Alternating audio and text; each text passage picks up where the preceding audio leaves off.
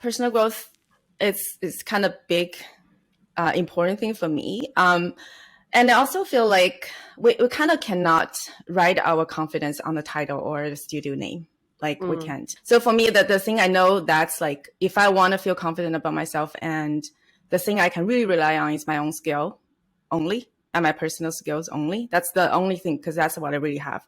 I don't think it's good to not to criticize anybody that has, but I don't think it's a great thing to kind of like, oh, I work at such studio, my title is such and such, and so I feel pretty good. Title and where you are doesn't equal to how good you really are. Yeah. Not necessarily. When I was a student, I thought, oh, anybody can get into ILM must be amazing artists. You know, anybody get into such and such studio must be they are at this level. You know, I want to be at the level as well. But that's not really real life. There's still some great people there, but no, like, of course, definitely tons people who can't find a job for tons. It's just not a one-to-one kind of relation. It's not a one-to-one thing.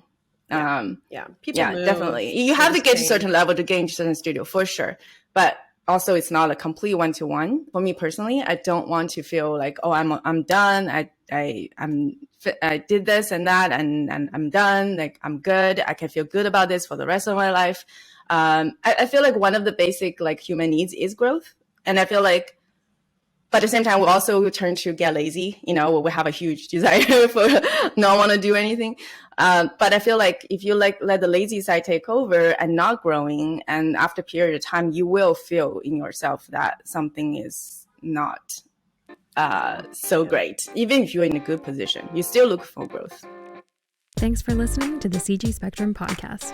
For more on this episode, visit us at cgspectrum.com/podcast. Check out our show notes where you'll find links to our guests and more behind the scenes. And if you're enjoying the show, please like, rate, review, and subscribe wherever you're listening, or share this episode with someone who might like it.